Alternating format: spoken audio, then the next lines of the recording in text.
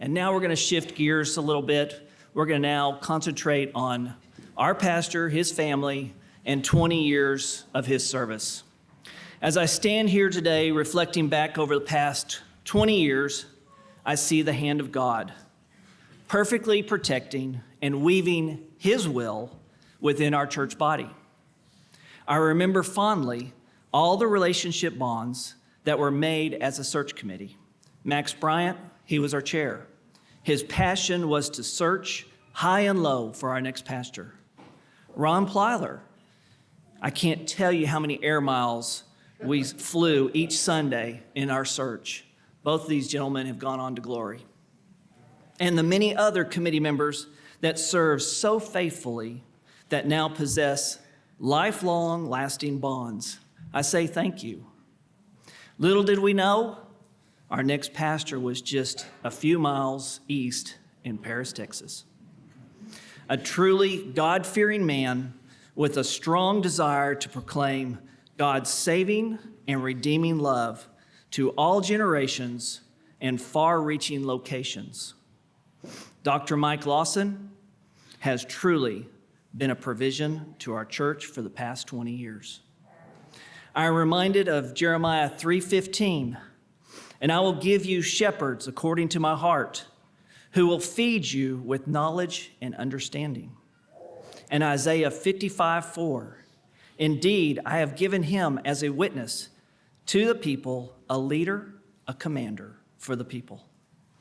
As we gather today, we celebrate Mike and Kim Lawson's 20 years of service. We thank you for that. Mike, Kim, Michael, Matthew, will you come to the platform, please? Our church wants you to know how much we love you and we appreciate your service.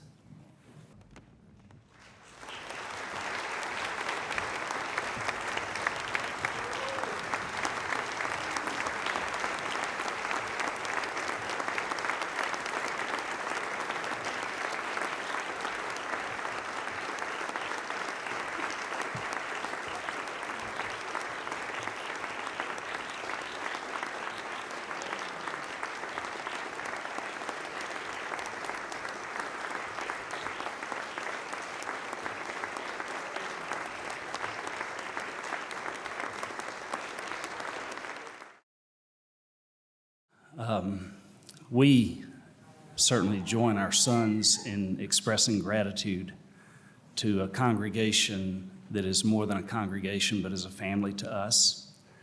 The love that we have for you is beyond words. It eludes me to try to find ways to even describe the way that 20 years has endeared all of you to our hearts and to our lives, and we cherish that time thus far, and we're so grateful that God allowed us the opportunity to come here and to invest over the long term, because as has been mentioned, that's not always the way that it is for pastors, and we had wanted that from the beginning, and God has allowed that and blessed us with that. And so our hearts are full as we think about those words, and we're grateful for our friends of the years. I'm grateful for friends of the years that extend beyond this place, like my friend David and his wife Shannon, and others like my friend Rodney and Jim, and all those folks who across the planet even have become friends and encouragers to me. But as much as they do that when we're able to see one another, I want you to know that it is the encouragement from you and the promise of your prayers day after day after day that we know is a sustaining factor in our ability to keep trying to pour out here. And so we're so grateful for that and so grateful for you. And I think from a mama's heart, I just say thank you for loving our boys and letting them be boys, because they were boys and are. But Yeah, 100%. we are so proud of you guys for your lives, and what fun to watch you grow up here, Matthew. The first night we were here in view of a call, you jumped off this platform. onto my back. I will never forget that moment. But it was so sweet, and you kind of growled at everybody, but you did grow to love him. And then Michael and I had a conversation when we knew we were coming in view of a call to Sherman. The school where I taught was about 8 miles from our house, and I said, Michael, how do you feel about, God leading in our lives? You know that God leads. And he said, absolutely, 100%. And I said, well, how do you feel if we're thinking God may be leading us away from Paris? And he said, oh, God wouldn't do that. And I said, oh, I think he did. But, and sweet Matthew, one night laying in his bunk bed, he cries, I just want to go home. And I said, we are home. And it has become our home, and it's my home, and we love it. And I think about the opportunities that I have to serve here.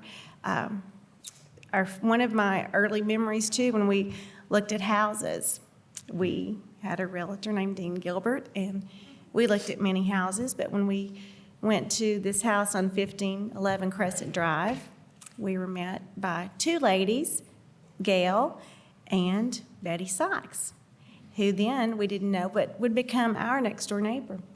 And what a sweet relationship that was. And I thank God for placing us in that home and on that street, and just such sweet people and sweet memories of just being in that place. And then I remember walking Michael into Wakefield because I wasn't teaching when we moved here, and I thought, oh my goodness, we're going to this strange place, and here we go with our baby. We don't know anybody here, but at the door, we were not met by the principal, but we were met by a lady named Margaret McCord, who really carried more clout than the principal, and she made sure that this young man was placed in the class that she wanted him to be in. And I think about how God, for both of our boys, gave them godly teachers. I think of Brenda, Michael's fourth grade teacher, gave him the gift of writing. I'll never forget that. And then when I was able to, got the opportunity to go back and teach, because I did leave a job that I loved, and I got a call, said we have a second grade opening, and I said I would love to have it. And I'm so thankful for that, to be able to teach in the public school, and I'm thankful for Christian administrators that I have that still believe in prayer in school and pray for students. And I'm just thankful for all those relationships, but most of all, this place is very thankful for you all and everything you do, and thankful for the future. Amen. Okay. Thank you. She wasn't going to say anything. I changed my mind. She changed her mind. Woman's right. Thank you.